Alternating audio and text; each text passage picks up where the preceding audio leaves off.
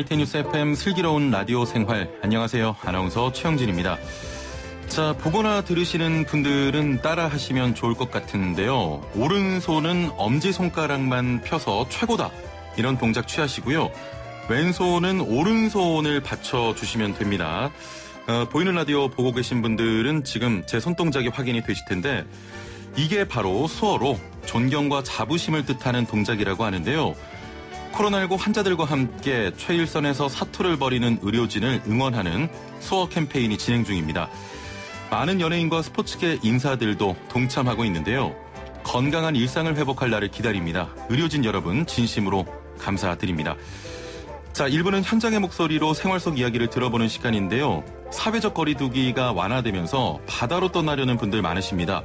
바다로 여행 갈 때 주의해야 할 점은 무엇인지 김병로 해양경찰 차장님과 이야기 나눠보고요.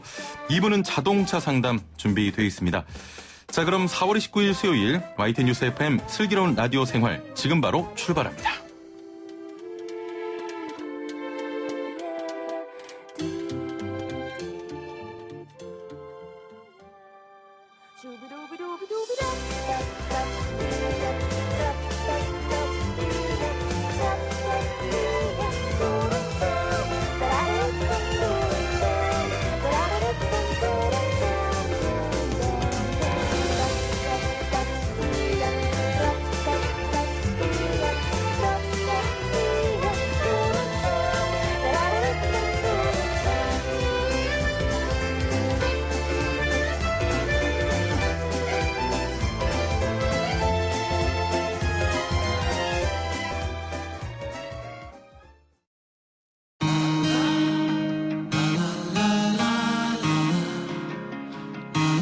생활이 묻고 정보가 답한다.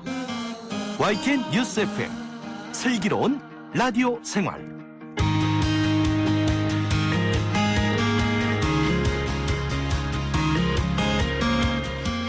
네, 1부는 현장의 목소리로 생활 속 이야기를 들어보는 시간입니다. 사회적 거리두기가 완화되면서 이 탁 트인 바다로 떠나려는 분들 많은데요. 해마다 이렇게 바다를 찾는 사람들 얼마나 될까요? 지난해 우리나라 바다 이용객 수가 약 1억 명이 넘었다고 합니다. 해수욕장을 찾기도 하고요. 바다 낚시나 스쿠버 등 해양 레저 활동을 즐기기도 하는데요. 바다에서의 각종 활동들을 안전하게 즐길 수 있도록 주의해야 할 사항들 어떤 것들이 있는지 오늘 자세히 알아보겠습니다. 자, 함께 이야기 나눌 분 모셨는데요. 김병로 해양경찰 차장님과 함께합니다. 안녕하세요. 예, 반갑습니다. 예, 제가 굉장히 솔직하게 방송하는 편인데요. 방송하기 전에 담당하시는 분이 간곡하게 돌발 질문을 하지 말아달라고. 예, 제가 얼마나 돌발적이었으면 이런 말씀을 하시는지 모르겠지만. 우리 국민들 사회적 거리두기로 많이 답답해했고, 저도 뭐 그런데 바다로 또 차장님 보니까 훌쩍 떠나고 싶은 마음이 듭니다. 말씀드렸던 것처럼 지난해 바다를 찾은 인구가 1억 명이 넘었다고 들었는데요. 우리나라 인구가 5천만 명쯤 되지 않습니까? 바다를 찾는 분들이 이렇게나 많습니까? 사실 오면서 이제 진짜 이렇게 많은지 저도 생각을 했습니다. 예, 예. 근데 작년에 문체부에서 국민 여가 활동 보고서라는 걸 낸 게 있습니다. 예. 보게 되면 우리나라 국민들이 여가 활동 시간도 많이 늘었고 예. 또 여가 활동적인 종류도 다양해졌다고 이렇게 이야기를 하고 있습니다. 예. 그렇다 보니까 종류의 다양성과 관련해 갖고 아무래도 이제 여가를 즐기시는 분들이 육상 여가 같은 경우에는 조금 익숙해지다 보니까 예. 아무래도 해양 관련된 분야들은 좀 다이나믹하기 때문에 좀 더 많이 찾지 않나 이렇게 생각을 하고 있습니다. 그리고 작년 통계를 보게 되면 일단 가장 많이 찾는 곳이 해수욕장이 아닌가 이런 해수욕장. 예. 거의 한 1년에 한 7천만 명 정도가 이제 해수욕장을 다녀가고 있고요. 예. 그 다음에 이제 도서 지역으로 여행하시는 분들입니다. 유도선이나 예객선을 타고 여행하시는 분들이 거의 한 3천 명 가까이. 예. 그것만 해도 아마 1억 명이 되고요. 그렇습니다. 최근에 이제 좀 특이한 부분들은 낚시를 하시는 분이 상당히 많습니다. 예. 해안가에서 이제 갯바위 이런 데도 하시고 또 직접 배를 타고 나가시기도 하고요. 예, 예. 그런 부분들이 한 1,000만 명 정도에 이르고 있습니다. 아, 그렇군요. 아울러서 이제 국민 생활이 좀 나아지면서 레저 활동하는 인구가 또 급속도로 늘고 있습니다. 예. 이렇게 하다 보면 거의 1억 명 이상이 1억 명이 훌쩍 넘네요. 예, 그렇습니다. 많은 사람들이 모이면 의도치 않게 크고 작은 사고도 발생하기 마련인데요. 해안가 주변에서 자주 발생합니까? 예. 저희들이 관리하고 있는 통계가 두 가지입니다. 예. 이제 바다에서 나는 사고 중에 선박 사고가 있고 예. 해안가에서 발생하는 사고 두 가지로 나누고 있는데 선박 사고 같은 경우에는 1년에 거의 한 3,500씩 정도가 발생을 합니다. 그렇군요. 그런데도 불구하고 희생자는 3년 평균을 보면 한 95명 정도. 예, 예. 이와 반면에 이제 해안가에서 발생하는 사고 같은 경우에는 1년에 한 700여 건이 조금 넘습니다. 그럼에도 불구하고 사망하신 분들 120분 정도 되거든요. 예, 예. 그러니까 훨씬 더 바다보다도 이제 해안가에서 해안가 쪽에. 발생을 이제 많이 하고 있다고 보시면 그렇군요. 되죠. 조금 전에 그 낚시 인구가 좀 늘었다고 말씀하셨는데, 예. 뭐, 예능 프로그램의 영향일까요? 요즘 예능 프로그램에서 낚시 관련 이 프로그램들이 방영되고 있는데, 낚싯배와 관련된 사고도 종종 들립니다. 예, 낚시 인구도 저희들도 뭐 집에서 보면 이제 아내와 이제 딸애가 이제 낚시 방송을 보더라고요. 예. 그것만 보더라도 낚시 인구가 늘고 있는 예. 반증이 아닌가 이런 생각이 들고요.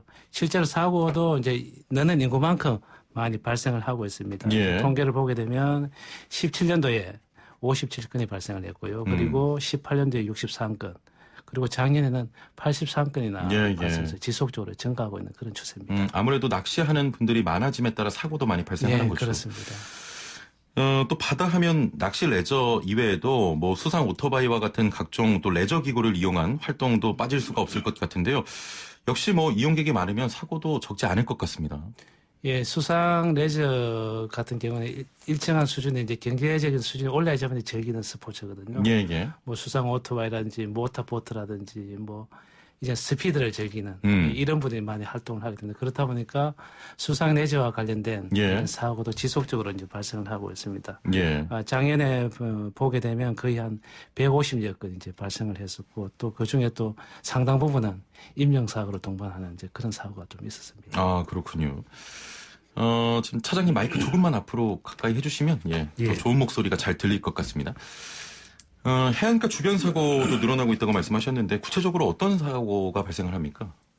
전체적으로 보게 되면 이제 수영을 이제 잘 못하시기 때문에 익수 사고가 거의 한 33% 정도를 차지하고 있습니다. 그 다음에 발생하는 것이 방파제나 갯바위에서 낚시를 하다가 추락하시는 분들. 예, 예. 이분들이 한 28%를 차지를 하고 있고요. 더불어서 항포구나 해안가 도로에서 차량이 추락을 하기도 합니다. 아, 그렇군요. 예. 이런 사고도 만만치 않게 발생을 하고 있고, 그 다음에 스쿠버 다이빙을 하다가 예. 익사를 하시든지, 또 특이하게도 간헐적이긴 하지만 해루질을 하다가 또 사고를 당하는 경우도 이제 발생을 하고 있습니다. 예. 방금 해루질 말씀하셨는데 이게 어떤 겁니까? 이제 갯벌에 물이 빠지게 되면 거기에 이제 사람들이 들어가서 해산물을 채취하는 그런 활동을 좀 통상 해루질이라고 이야기를 하고 있습니다. 예. 이게 가족 단위로 체험하는 그런 분들도 꽤 많잖아요.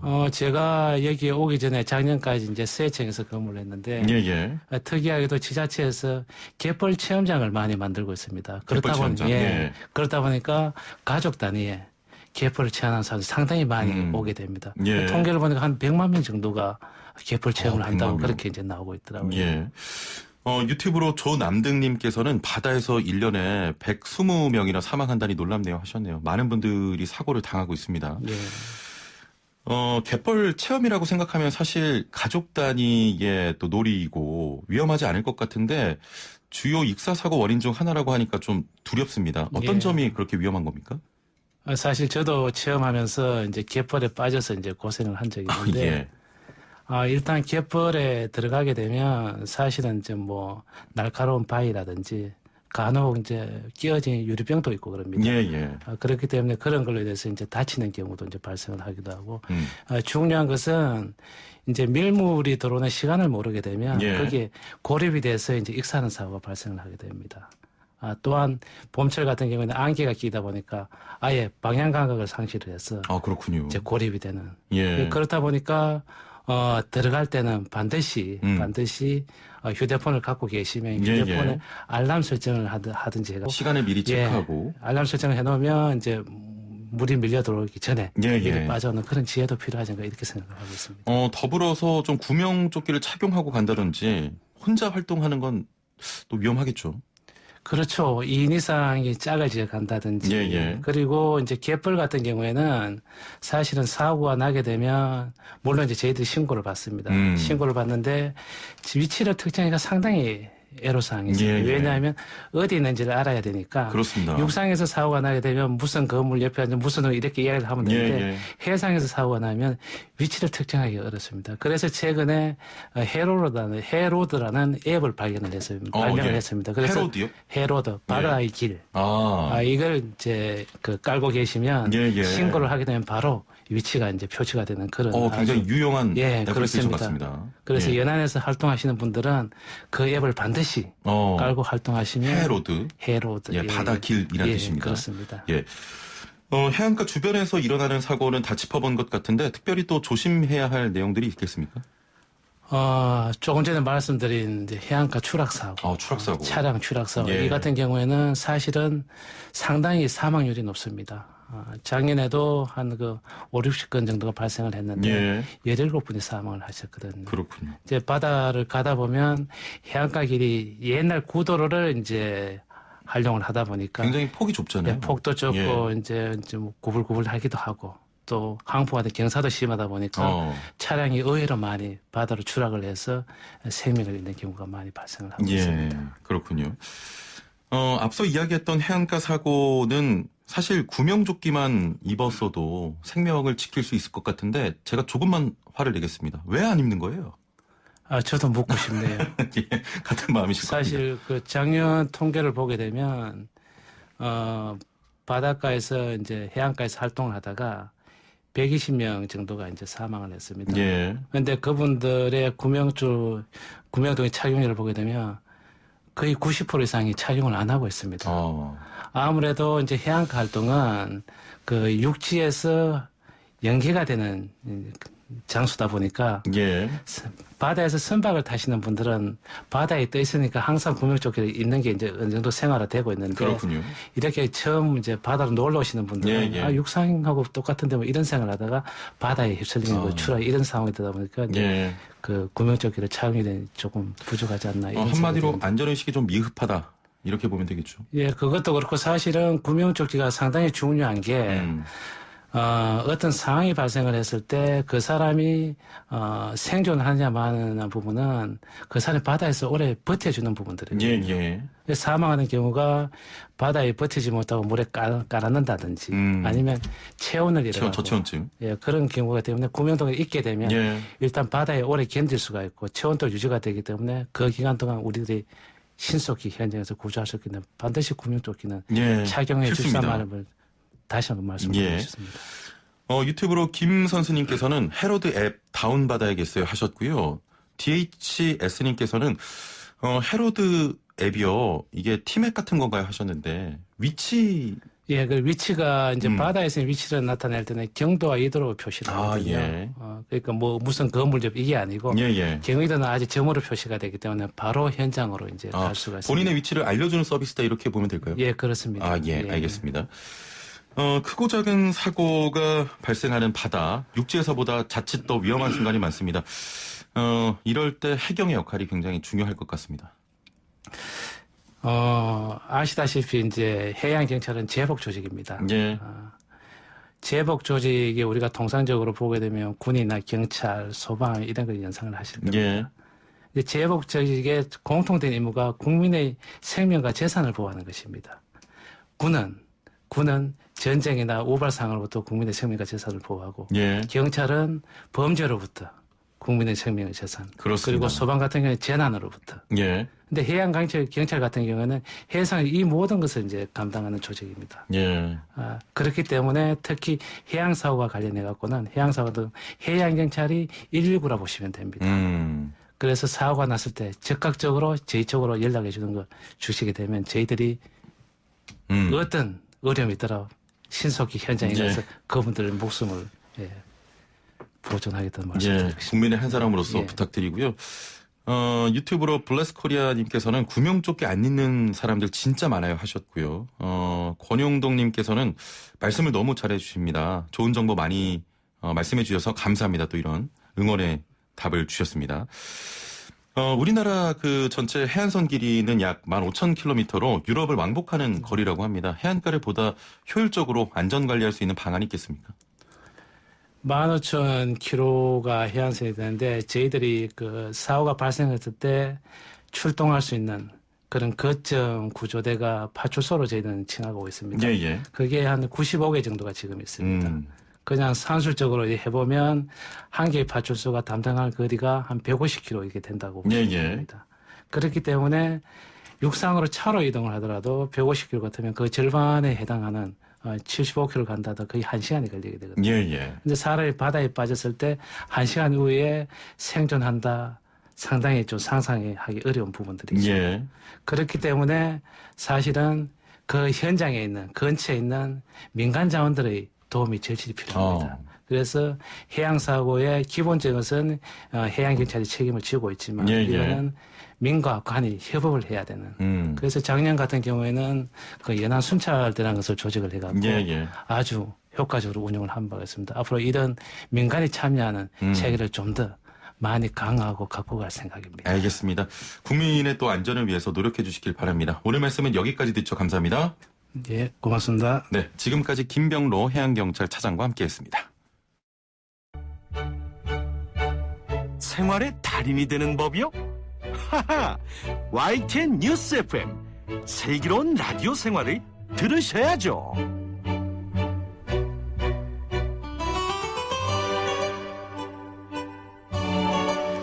네, 생활의 달인이 되는 손쉬운 방법 YTN 뉴스 FM 슬기로운 라디오 생활과 함께하는 건데요. 매일 3분씩 건강한 자세의 달인이 되는 시간입니다. 김예은 선생과 함께합니다. 안녕하세요. 나마스테.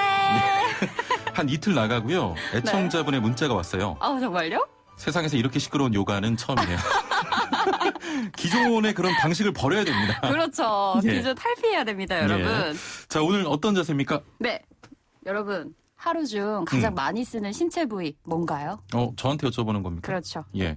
아무래도 아나운서기 때문에 입 아닐까요? 여러분, 잘 생각해 보세요, 형진 씨. 손! 그렇죠. 손이잖아요. 아침에 일어날 때부터 밤에 잠에 들기 전까지 손 안 쓰는 때가 없잖아요. 그래서 오늘 준비했습니다. 손목 요가. 손목 요가. 그렇죠. 이 키보드와 마우스를 온종일 만져야 하는 이 직장인분들, 그리고 장시간 공부하는 학생들, 그리고 장시간 가사노동에 손이 쉴 틈 없는 우리 주부님들. 평소 이 손목에 뻐근함 느끼시지 않으셨나요? 예. 저도 요즘 스마트폰 많이 만지다 보니까 손목에서 팔꿈치까지 가는 이 부분이 뻐근하다고 작가님이 써주셨네요. 저는 문제 없습니다. 아, 그런가요? 아니, 안 그래도 요즘 많은 현대인분들이 겪는 이 질병이 있습니다. 손목 터널 증후군 한 번쯤은 들어보셨죠? 예. 그래. 지금 빨리 좀 소개를 해주세요. 시간이 얼마 없어요. 여러분 따라해보세요. 네. 먼저 두 다리는 어깨 너비, 그리고 등허리 척추 바르게 세워서 의자에 앉아 봅시다. 그리고 열 손가락을 쫙 펼쳐보세요. 자, 팔꿈치도 구부려지지 않고 쫙 펴진 상태. 숫자 10을 가리켜 보시겠어요? 슬기로운 라디오 생활이에요. 이렇게 쭉 뻗듯이. 그렇죠. 두 손을 뻗듯이. 네, 그리고 오른손 시계 방향으로 반원 돌리고요. 왼손 시계 반대 방향으로 반원 돌립니다. 자, 그러면 손가락 끝이 하늘이 아닌 바닥을 향하겠죠? 거미줄 나오겠는데요? 네, 스파이더맨 아닙니다. 자, 그 상태 그대로 허벅지 위에 올려 넣어보시겠어요? 허벅지 위에 올리고. 네, 자연스럽게 손끝이 몸통을 향한 상태. 어떠세요? 숨 들이마시고 내쉬는 숨에 손목 안쪽까지 허벅지 닿도록 지그시 눌러줄게요. 손바닥 전체를. 지금 손목에서 팔꿈치 이 부분이 아프다고 또 작가님이 써주셨네요. 형진 씨. 저는 괜찮습니다. 네, 아마 이 부분이 손목에서 팔꿈치에 이르는 이 부분이 아프면서 시원하실 거예요. 사실 일상 속에서 단순한 이런 손목 스트레칭 많거든요. 그런데 이 자세는요, 이 상체 무게로 손바닥을 더 깊게 눌러줄 수 있습니다. 그래서 더 효과적으로 손목의 앞쪽을 늘려줄 수 있죠. 자, 손목 통증 호소하시는 분들 잘 들으셨나요? 일상 속 3분 투자로 오늘도 건강한 하루 보내시길 바랍니다. 오늘 처음으로 시간 맞췄네요. 아, 정말요? 감사합니다. 나마스테. 네, 김예은 선생과 함께했습니다.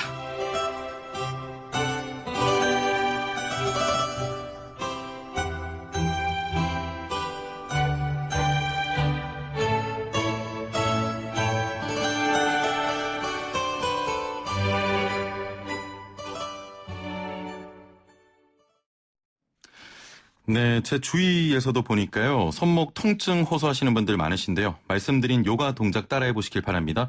3분 투자로 건강을 지킬 수 있습니다. 지금 많은 분들께서 댓글도 남겨주고 계신데요. 유튜브로 반가운 분이 등장을 하셨네요. 조현지 아나운서. 요가하는 거 동작 보여주세요. 따라하고 싶어요 하셨는데 네, 동작 보여드리는 건 추후에 한번 고민해 보도록 하고 일단 본인 출산 준비나 잘 아시죠? 메이비제이님께서는 저도 보면서 따라하고 싶은데 하셨는데 조만간 우리 요가 선생이 직접 스튜디오에 나와서 요가 동작을 전해드리는 시간도 갖도록 하겠습니다. 관심 감사드리고요. 자, YTN 라디오 애플리케이션 설치 또는 재설치하시고 50원의 유료 문자 샵 0945로 인증사 보내주시면 저희가 커피 쿠폰을 선물로 드립니다. 지금 바로 문자 보내시고 커피 쿠폰도 받아가시길 바랍니다. 자, 계속해서 서울시 소식과 자동차 상담으로 돌아옵니다.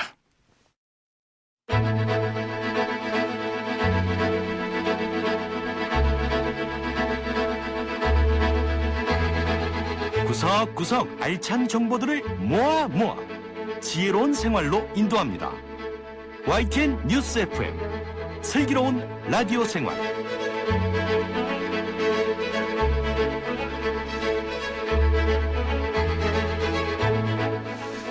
네, 슬기로운 라디오 생활 2부는 생활정보 소식으로 시작합니다. 오늘 서울시 소식 준비되어 있는데요. 서울시에서 서울 관광 두 번째 위기 극복 프로젝트로 마이스 업체 500개사에 대한 지원을 시행한다고 합니다. 어떤 기업들이 혜택을 받을 수 있는지 자세한 내용 들어보도록 하죠. 서울시 관광정책과 김규룡 과장님 전화 연결돼 있습니다. 안녕하세요. 네, 안녕하십니까. 예.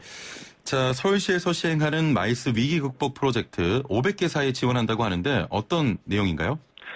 네, 아나운서님께서도 잘 아시다시피 이번 이제 코로나19 여파로 다른 분야들도 많이 힘들어하지만 특히 여행사, 숙박업, 항공사 등 관광산업 쪽이 상당히 지금 힘든 상황입니다. 그렇습니다. 예, 그 중에서도 이렇게 국제회의라든지 인센티브 관광, 전시회 등 이런 대규모 행사 개최를 통해서 이런 높은 부가가치를 창출해온 마이스 산업도 큰 위기에 지금 빠져 있습니다. 예. 그리고 이제 상반기에 이제 90% 정도 행사가 취소 또는 연기가 되고 또 이로 인한 이제 심각한 경영난에 빠져 있는데요. 예. 더 큰 문제는 지금 국내는 이제 코로나19가 진정되고 있지만 해외 국가들이 회복되지 않으면 하반기에도 이런 국제회의나 이런 것들은 개최를 할 수가 없는 상태입니다. 그렇습니다. 예, 그래서 이번 지원은 지난 3월 달에 1000개 여행사에 저희가 500만 원을 지원한 서울형 여행업 위기 극복 프로젝트에 이어서 서울시가 이제 두 번째로 마련한 이제 관광 마이스 분야에 대한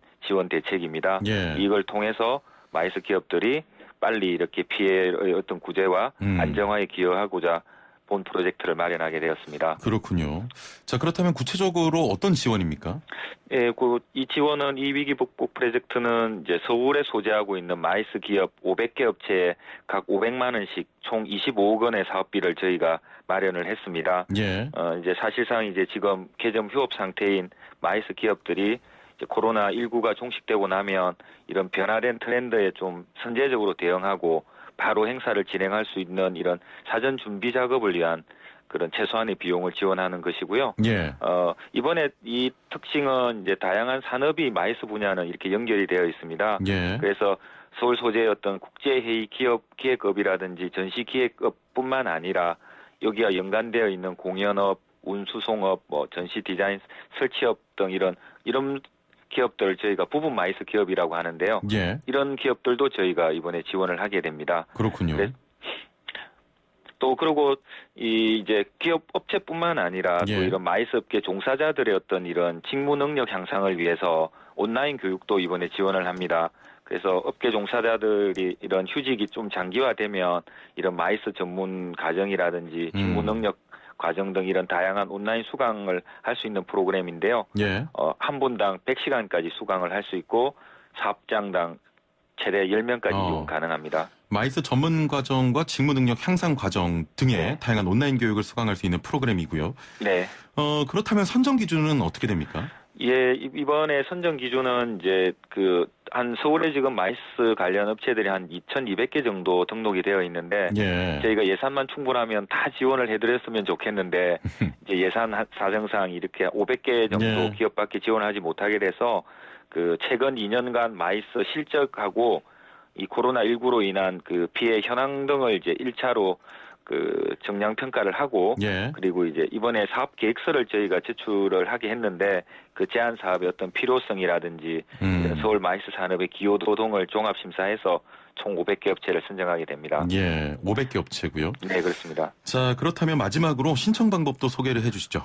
예, 신청 기간은 5월 4일부터 15일까지 2주간 진행이 됩니다. 예, 예. 좀 잘 아시다시피 지금 이제 코로나19 지금 확산 방지를 위해서 홈페이지를 통한 비대면 접수만 저희가 가능하게 했고요. 예. 그래서 혹시 이런 또 기타 문의사항 등이 있을 수 있기 때문에 저희 서울시 산하 재단인 서울관광재단에 콜센터를 만들어 놨습니다. 예, 예. 그래서 02-8788-8100으로 연락 주시면 상세히 설명을 드리도록 하겠습니다. 예, 8788에 8100번이죠? 네, 그렇습니다. 예, 예. 그리고 이제 이번 이런 프로젝트를 통해서 이제 마이스 업계가 빨리 좀 회복도 좀 되고 향후 관련 업계와 이런 저희는 계속해서 협조 체계를 구축을 해서 예. 마이스 코로나19가 이렇게 종식된 이후에도 이런 마이스 산업들이 다시 재도약할 수 있는 그런 기틀을 이번 프로젝트 말고도 다양하게 좀 마련을 해서 예. 서울이 좀 이 세계를 선도하는 최고 마이스 도시가 될 수 있도록 노력하겠습니다. 예. 자, 코로나19로 관광업계가 큰 타격을 받고 있는데요. 많은 도움이 돼 주시길 바랍니다. 오늘 말씀 네, 감사합니다. 예, 감사합니다. 예. 서울시 관광정책과 김규룡 과장과 함께했습니다.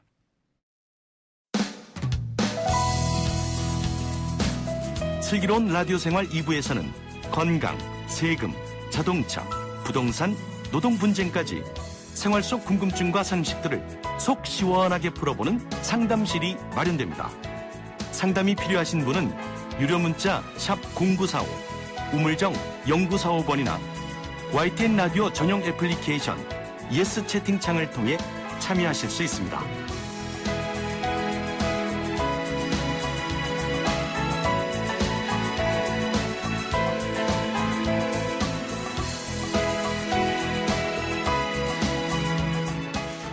네, 매일매일 각 분야 전문가들과 함께 생활 속 다양한 궁금증 해결해 봅니다. 오뉴스인지 슬기로운 라디오 생활인지 헷갈리게 만드는 분이 등장하셨습니다. 김필수 교수와 함께하는 자동차 상담 코너 카조타 시간인데요. 내 차 타이어의 교체 시기는 어떻게 할 수 있을까? 타이어 교체 시기 어느 정도 예상하십니까? 오늘은 이 자동차 타이어 교체와 관련된 자세한 정보들 준비했습니다.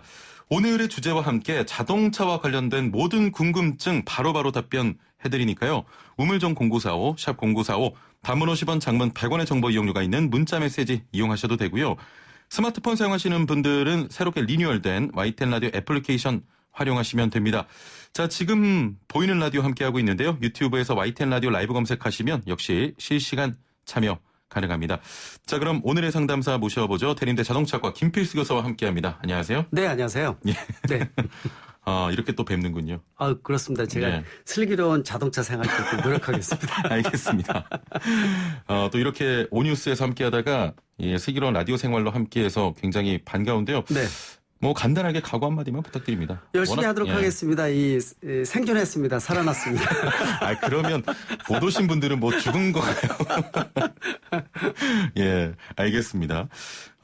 지금 문자들이 많이 와서 조금만 네. 소개해드리고 바로 좀 이야기 나눠보죠. 네. 우빈만님께서 오뉴스부터 애청자셨는데 최하라님 새로운 프로그램 보러 왔어요. 1시간 늦은 오뉴스 같아서 좋네요. 바뀐 앱도 좋은 것 같습니다 하셨고요.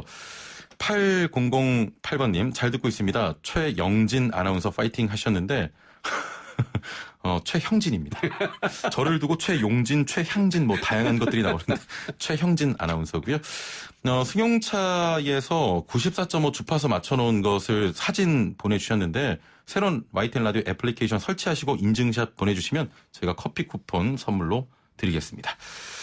자, 오늘은 저 타이어와 네. 관련된 이야기를 자세히 나눠볼까 합니다. 예. 요즘처럼 계절이 바뀌는 시기가 타이어 교체하기 적당한 시기다 이렇게 알고 있는데 이유가 뭘까요? 일반적으로 레디알 타이어 사계절용으로 쓰는 것이 일반화되어 있습니다. 예. 근데 이제 사계절 중에서 이 겨울에서 봄으로 넘어올 때 가장 많이 하는 게 스노우 타이어를 많이 끼시는 분들이 늘었어요. 예전에 비해서 눈이 많이 오지는 않지만은 그래도 바닥이 얼었다든지 눈이 조금이라도 온다든지 또 장거리 여행할 때 분명히 스노우 타이어 타이어가 일반 타이어에 비해서 제동 효과도 훨씬 더 좋거든요. 예. 그러나 이 겨울용으로만 쓰기 때문에 봄으로 바뀌었을 때 그냥 운행을 하게 되면 연비가 떨어진다든지 소음이 더 들린다든지 또 수명도 짧아지기 때문에 예. 이게 빨리 바꾸셔야 돼요. 아직도 안 바꾸신 분들 아직 계시거든요. 그렇군요. 근데 이제 이 겨울용 타이어를 보관도 잘 하셔야 돼요. 그늘진 곳에 바람이 잘 통하는 곳에 보관을 해야지 오래 사용할 수가 있지. 예. 햇빛에 노출된다든지 하게 되면은 탄력성을 잃어버리기 때문에 수명이 줄어들어요. 또 공기하고 접촉 빈도를 좀 줄여줘야 되기 때문에 뭐 비닐로 쌓아둔다든지 이런 예. 여러 가지 부분들이 있기 때문에 전문 업소에 보관하셔야 돼요. 그래서 이 지금 같은 계절이 타이어를 겨울용 타이어에서 이 일반 사계절용으로 바꾸시는 가장 중요한 부분이고 또 이 고무의 탄력성 이 카본 블랙 자체가 이 온도 변화에 대해서 굉장히 민감한 부분들이 있습니다. 예. 그러다 보니까 특히 이제 날씨가 지금같이 뭐 한 10도에서 20도 사이가 운행하기 가장 좋은 상태입니다. 고무의 탄력성도 좋고요. 예. 또 창문 열어놓고 뭐 바람 쐬면서 다니셔도 상당히 좋거든요. 역시 고무 타이어도 똑같은 상태라고 보시면 좋을 것 같습니다. 아, 그렇군요.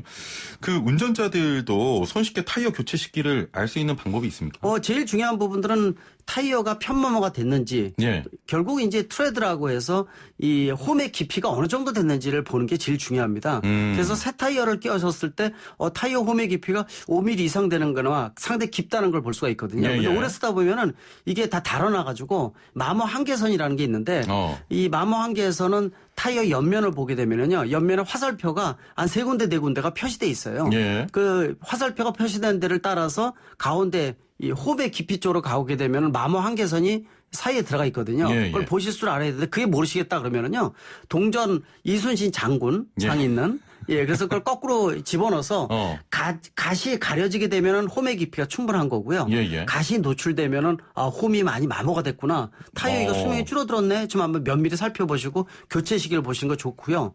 일반적으로 3년, 4년 정도 돼서 4만 킬로, 5만 킬로 정도 되면은 타이어가 마모가 많이 되니까 3년, 4년 정도 되면은 타이어 교체 시기가 된다 이렇게 보시면 되고 특히 뭐 핸들이 돌아간다든지 평지에서요. 그러면은 편마모라든지 이런 여러 가지 부분들이 있으니까 만 킬로마다 앞뒤로 타이어 교체하는 것도 잊지 마시기 바랍니다.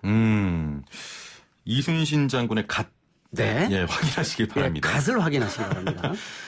초보 운전자들은 어떤 타이어를 골라야 할지 몰라서 타이어 교체를 망설이기도 합니다. 네.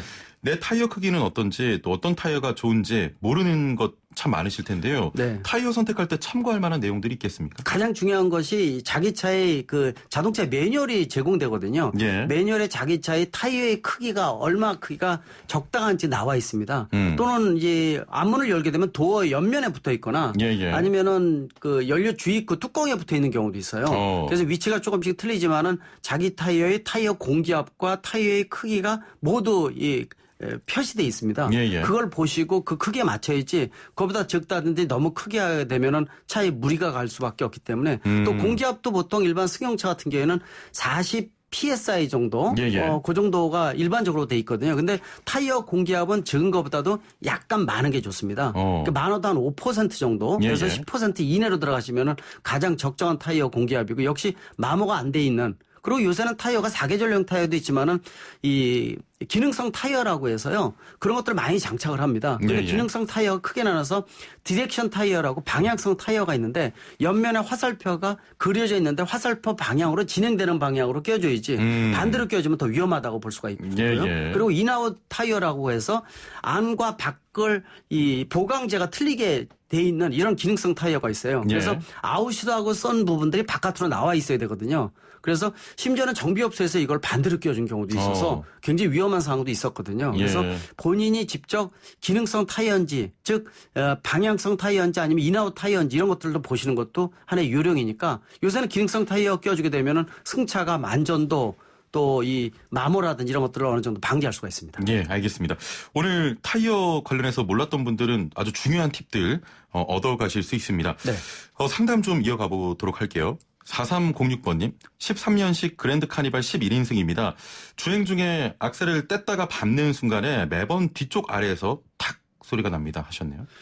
이거는 가속 페달 자체하고 트로틀 밸브 쪽을 한번 연계해서 한번 보시면 좋을 것 같아요. 예. 일반적으로 트로틀 밸브라는 것이 공기를 열어줘서 공기를 들어가게끔 양을 조정해주는 장치인데 예. 이게 요새는 전자식으로 돼 있어요. 그러니까 예전만 하더라도 아마 10년 전 거 가속 페달 밟게 되면은 케이블이 이 엔진 쪽에 트로틀 밸브하고 케이블이 연결돼 있었거든요. 근데 최근에 들어온 다 전자식으로 돼 있습니다. 예. 그러니까 내가 가속 페달을 밟게 되면은 가속 페달의 저항을 읽어들여서 트로틀 밸브에서 전자로 제어를 해주고 있거든요. 예. 아마 그 부분에 대한 문제가 아닌가 이렇게 보고 있으니까 아마 가속 페달하고 트로틀 밸브의 연관성 이걸 보시면 더 정확할 것 같습니다. 만약에 그냥 내버려 둔다고 하면 네. 문제가 됩니까? 특별히 문제되거나 이렇지는 않지만은 예. 항상 제가 말씀드리지만은 자기 차의 상태는 운전자가 가장 많이 한다고 말씀드리는데 예. 평상시에 나지 않던 소리가 난다든지 냄새가 난다든지 예. 또는 어떤 색깔이 보인다든지 이런 부분들은 차가 고장이 시작되는 문제점의 시작점이라고 볼 수가 있습니다. 예. 그러니까 평상시하고 소리가 안 나던 게 나던 거 아닙니까? 그러면 정비업소에 빨리 가시게 되면은 안전도도 보장이 되고 비용도 절감할 수가 있으니까 일단 한번 가셔서 확인하시는 게 가장 좋다고 볼 수가 있습니다. 그렇습니다. 제가 더 자세히 여쭤본 건 네. 요즘 제 차에서 딱딱 소리가 나기 때문입니다. 네. 사람이 그런 건 아니죠. 저는 아니에요. 오늘 김필수 교수님도 오셨고 지금 상담 이어가고 있는데 오늘이 슬기로운 라디오 생활 이제 3일차입니다. 오늘 좀 장난치시는 분들이 꽤 많네요. 친근하게. 예. YTN 라디오 앱으로 레디로 시작하는 아이디 쓰시는 분은 오뉴스 하실 때는 최영진이 아니고 오형진인 줄 알았다고 하셨고요. 유튜브 애플리케이션 또 채팅창으로 SAM 쓰시는 분은 최영진의 슬기로운 오뉴스. 예, 슬기로운 라디오 생활입니다. 역시 질문 이어가도록 하겠습니다. 네. 9541번님. 앞 타이어를 새 것으로 써도 되나요? 뒷 타이어를 새 것으로 껴야 되나요? 어느 쪽이 더 중요합니까? 하셨네요. 내가 비용이 진짜 없다. 네. 타이어를 근데 갈아야 되는데 너무 마모가 됐고 편마모가 됐다. 그러면 가셔야 되거든요. 위험합니다. 예. 핸들이 한쪽으로 쏠릴 수가 있는데요. 일반적으로 이 승용차 국내에서는 거의 95% 이상이 이 전륜 구동입니다. 근데 이 대형차는 후륜 구동이 많이 있거든요. 예. 구동륜 쪽에 바퀴를 바꾸셔야 돼요. 근데 한쪽 바퀴만 바꾸시면 안 되고 만약에 진짜 비용이 없다 그러면 네 바퀴는 다 못 바꾸겠다. 그러면 전륜 구동용이다. 그러면 앞 타이어 2개를 바꾸셔야 돼요. 그렇군요. 그리고 후륜은 2개를 예. 바꾸셔야 되고 예. 그러나 4개를 전체 바꾸는 게 좋고요. 또 제일 중요한 건 아까 말씀드린 대로 편마모가 생기면 안 되거든요. 예. 그래서 한쪽이 편마모 생기면 2개를 다 바꾸셔야 되거든요. 그러니까 앞에 2개, 뒤에 2개 또는 4개 하나만 바꾸시면 안 된다는 걸 꼭 알아두시면 좋을 것 같습니다. 바꿀 거면 2개를 다 바꿔야 되는군요. 맞습니다. 아니면 4개를 다 바꾸시던지. 예. 알겠습니다. 유튜브로 유부패커님, 최영진의 오뉴스 아닌가요? 반갑습니다. 어쩐지 지난주에 이별을 구하는 목소리에 자신감이 넘치시더니 하셨고 타이어는 아닌데 엔진 오일량 체크에 관해서 질문을 드립니다. 네. 차량에 열이 있을 때 하라는 의견도 있고 식었을 때 하라는 의견도 있는데 언제 하는 게 정확할까요? 라는 질문입니다. 이 엔진의 오일량은요. 평지에다 차를 세우고 최소한 5분 이상이 지나야 됩니다. 예. 왜냐하면 위에 이 오일을 뿌려주는 상태에서 펌프질을 해서 뿌려주거든요. 이 오일이 오일팬으로 완전히 내려온 상태에서 재주는 게 정확하니까 예. 아침 같은데 몇 시간 운행을 안 한 상태에서 재주면 더 정확하겠죠. 그래서 이 오일에 어느 정도 열이 있건 없건 간에 이거는 큰 문제는 없고요. 예. 어느 정도 오일이 내려와서 정확한 양이 되는지를 봐야 되거든요. 근데 오일 게이지를 보게 되면 F가 써 있고 밑에는 이 E라고 써 있어요. 그러니까 예. 비어 있거나 아니면 풀로 차 있거나 이건데 F하고 E의 중간 정도가 좋습니다. 예. 오일은 너무 많아도요. 오일이 넘치면서 도리어 엔진에 무리가 가거나 오일이 탈 수가 있기 때문에 너무 적어도 엔진이 탈 수가 있고 그래서 어디 부위냐라고 물어보신다면은 F하고 E 중간 정도보다 약간 높게 예. 중간 정도보다 약간 높은 상태 이 상태가 가장 좋으니까 일단 오일을 측정하시려면 평지에서 한 5분에서 10분 정도 지난 다음에 오일 게이지를 꺼내서 높이를 보는 게 정확하다. 그리고 오일의 오염 상태를 보시려면은 색깔을 보시는 것도 괜찮은데요. 예. 보통 디젤 오일 같은 경우에는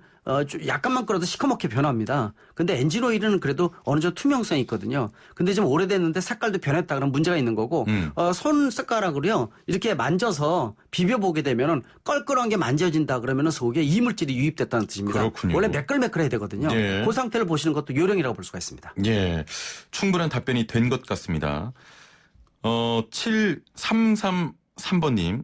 신호 대기 중에 브레이크를 잡고 있는데도 쿨렁쿨렁 차가 앞으로 나가려는 움직임이 가끔 일어났는데 왜 그런 겁니까 하셨네요. 일반 자동 변속기는 뒤에다 놨을 때도요. 앞으로 나가는 힘이 있습니다. 근데 제동 브레이크를 하고 있는데도 불구하고 차가 그냥 나간다는 얘기는 제동 자체에 문제가 있다는 뜻도 있거든요. 그러니까 평상시에 제동이 내 차의 제동 거리를 어느 정도 잡았을 때 어느 정도 차가 쓴다는 걸 다 알고 있거든요. 근데 평상시에 잡는 담력 발을 누르는 것보다도 차가 앞으로 나간다든지 제동 거리가 길어진다든지 하는 것은 라이닝이나 패드가 마모가 됐거나 문제가 있는 거예요. 또는 브레이크 오일 자체가 양이 적다고 볼 수도 있고요. 또는 속에 베이퍼로그 현상이라고 해서 공기가 많이 들어갈 수도 있습니다. 그러니까 제동 장치에 문제가 있다는 것은 안전에 직접적인 역할을 할 수 있다는 부분이기 때문에 확실한 부분들은 정비를 꼭 받으셔야 돼요. 제동 장치는 다른 장치가 틀립니다. 정비를 꼭 받으셔야 되겠습니다. 받으셔야 될 것 같습니다. 7317번님, 2009년식 제네시스 쿠페 차량입니다. 현재 17만 킬로미터 운행 중인데요. 타이밍 벨트를 영구적으로 사용해도 되는 것으로 알고 있는데 맞습니까? 교환할 필요가 없나요 하셨네요. 교환을 하시는 것이 맞죠. 예전에 비해서는 타이어 자체가 고무 재질이 아니라 이 쇠 철제 부분으로 된 것들이 많이 이제 장착을 하고 있는데 수명이 많이 길어졌지만은 꼭 한번 확인을 해보셔야 돼요. 예전에도 말씀드렸을 거예요. 타이밍 벨트는 끊어지게 되면은요, 끊어지는 순간에 이 밸브부터 모든 게 다 나가기 때문에 심한 경우에는 엔진을 교체하는 경우도 생길 수가 있어요. 상당히 심각한 문제고요. 그래서 타이밍 벨트는 교체하실 때 공임도 40-50만 원이 나옵니다. 수입차는 훨씬 더 고가라고 볼 수가 있는데요. 이 비용 비싸다고 생각하지 마시고요. 미리 한번 점검을 꼭 해보시기 바랍니다.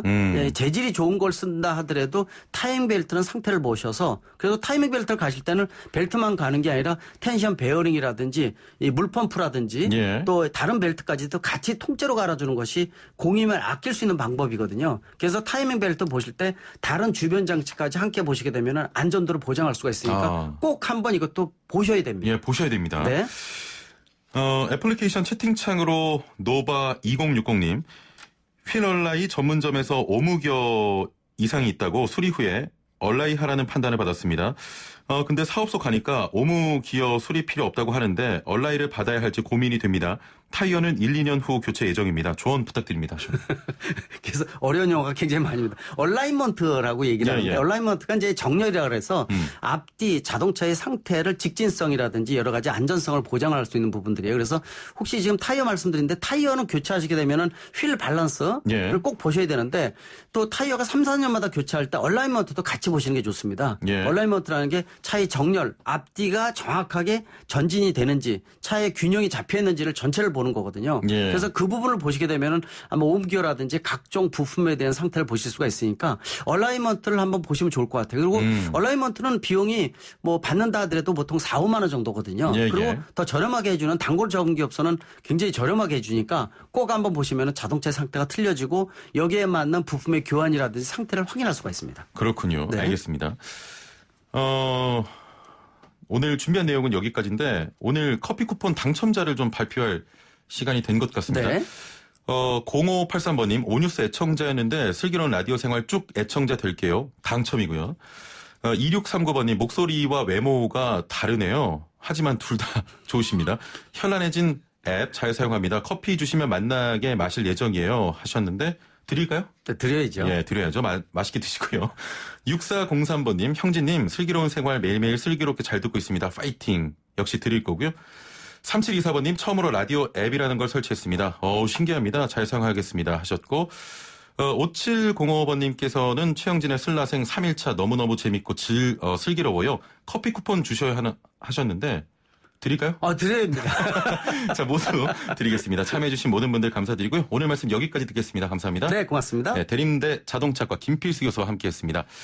자, 이번 황금 연휴 동안 제주에는 18만 명 가까운 관광객이 찾을 예정입니다. 제주도는 코로나19 차단 방역의 비상인데요. 비단 제주뿐만은 아닙니다. 아직 끝날 때까지 끝난 게 아니죠. 개인 위생관리, 마스크 착용 꼭 해주시고요. 연휴에도 맑은 따뜻한 날씨를 보인다고 합니다. 철저한 개인 위생관리 속에서 봄날 만끽하시길 바랍니다. 자, YTN 뉴스 FM 슬기로운 라디오 생활은 다음 주 월요일에 돌아옵니다. 최영진이었습니다. 고맙습니다.